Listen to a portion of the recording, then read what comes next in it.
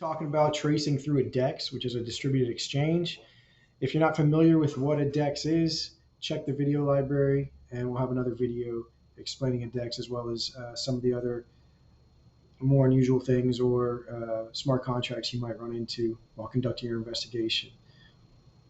So in this case, we're going to take our typical starting point, which is a wallet address. In this case, the scenario is on June 14th, 2023, victim sent 22.54 ETH as well as 5.97 ETH from their Coinbase account to that address. So the first thing we're going to want to do is copy that address, and then we're going to use a free block explorer. If you go into the Investigators Hub, we have all of the block explorers there for easy access. We're tracing on Ethereum. So we're going to pop that address in. We knew it was Ethereum just based on the 0x starting point of the address. So as soon as we get it into Ethereum, we see that there's a good bit of activity. This is on our front page here. This is going to be all of the actual ETH transactions. If you're unfamiliar about how Etherscan and all of their associated explorers work, check in our video library. We'll put a video together for that. But in this case, we have on the first page, we have the Ethereum transactions. Then we go to the second tab, we're going to have internal transactions, which these are going to be key for us because they actually include the Coinbase transactions that we're looking to follow, to trace. And then we have our ERC20s, which is going to include our USDT or Tether, which is ultimately what we're going to end up following in this case. So what we're going to want to do is take this information from Etherscan and we're going to want to put it into our Excel sheet.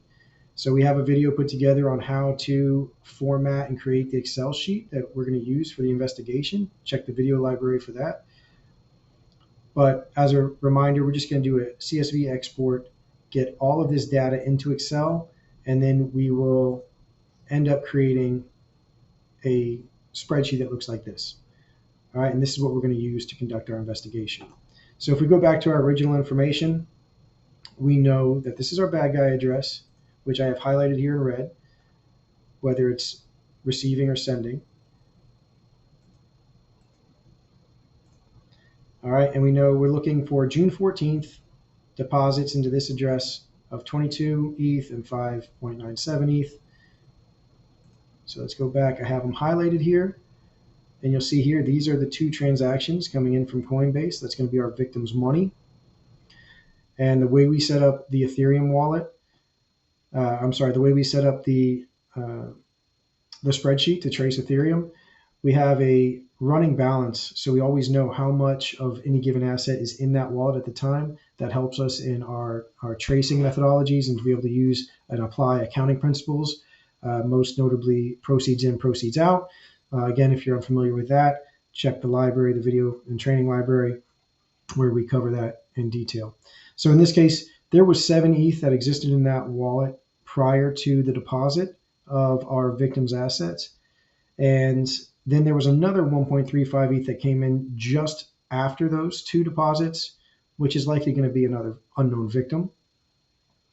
And you'll see right after those deposits, we have a 30 ETH transaction leaving this wallet. So that's going to be where our victim's money is. All right, it's going to be inside that 30 ETH. But where does it go? So we're going to grab that wallet address and we're going to go back to Etherscan. And now we're just going to pop that wallet address where our money goes or where our assets go into Etherscan. And right off the bat, you see here, we have 581,000 transactions. So we know it's not going to be just somebody's wallet. So we're going to go up here in Etherscan, look to see if it's been tagged, and it has as a DEX, token on DEX, which is just one of the smart contracts that's very popular out there. So because it's a DEX and there's so many transactions in here, we're not going to get any useful information using that wallet address. So what we do is we go back to our Excel sheet, and then we're going to go and identify the transaction hash. We're going to copy this transaction hash, and we're going to take that transaction hash, put it back into Etherscan, And now we've identified our specific assets that go to that smart contract. So you see here we have, this is involving 30 ETH. If you go down to the ERC20 tokens transferred, there's some more information here. Without getting into the technical aspects of exactly what's going on, if you hit net transfers, it'll open it up a little bit where it makes a little bit more sense. And so you can just kind of intuitively, we know that our bad guy address, which is the 0x5AFB, sent token law 30 ETH. But in this case, when you look, there's a whole lot of stuff going on. It's dealing with 30 WETH. And so even if you don't understand what all that stuff means, you can see at the end of the day, our bad guy address receives 49,000 Tether. So that 49,000 Tether is the converted 30 ETH. So that's the money we want to follow. So now we know that after it went to the distributed exchange as 30 ETH, it came back to the same bad guy wallet as 49,000 Tether. So if we look at the date timestamp on that, June 15th, 5:56 a.m. So now we should expect to see inside of our wallet that we've already set up in our Excel sheet, we should expect to see that 49,000 USDT deposit. So let's go back. So this is set up for ETH. I have another one set up for USDT in that wallet. So let's go to that wallet. And here's what we're looking for at 6:15 at 5:56. Sure enough, we got a 49,236 USDT deposit. Once that money comes in, or as that money comes in, there was 617 Tether sitting in the wallet at the time of that deposit. And right after it comes in, about 8 minutes later, we have a 48,000 USDT going out. So we know that's going to be our victims' funds. So where does it go? Well, let's do the same thing, rinse and repeat. We're going to copy that address, pop it back in to Etherscan. Now you see you got 164 transactions here. We have no tags on it. And just looking at it, we can pretty much ascertain that this is going to be a bad guy cold wallet that he's using to move assets. So you can get back on the trail here, create your Excel sheet, and then continue the trace just like we did before. And then just as a side note, if you want to see what this would look like in a commercial tool, it's going to make it a little bit easier to follow and definitely easier to explain. But you can do this. You can create a visualization just like this using some of the free resources we have on the site, or you can even go put it into other programs that allow you to make charts. So in this case, we have our victims' money, the 22 ETH and the 5.9 ETH coming from Coinbase going into our bad guy wallet.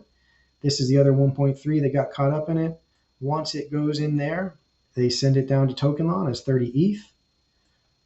Tokenlon does its thing kind of behind the scenes. It's like basically a vending machine. You put something in and it spits something else out. It's all programmed. So the 30 ETH comes into this other smart contract wallet that Tokenlon's running. From there, the 30 ETH goes out to another smart contract. It gets converted into 30 WETH, which is wrapped Ethereum. If you're not familiar with wrapped Ethereum or any of the wrapped tokens, check our training guides or our training videos for that. We'll have a video explaining kind of what that means. But 30 WETH comes back to this wallet address, and then the 30 WETH goes out to another smart contract where it gets converted into our 49,364 USDT. Those assets come back to our bad guy wallet, and then they move right out, and the trace begins again. So if you have any questions, don't hesitate to reach out to us. We've got all the resources you need to do what I just did there for you on theblockAudit.com, and happy tracing.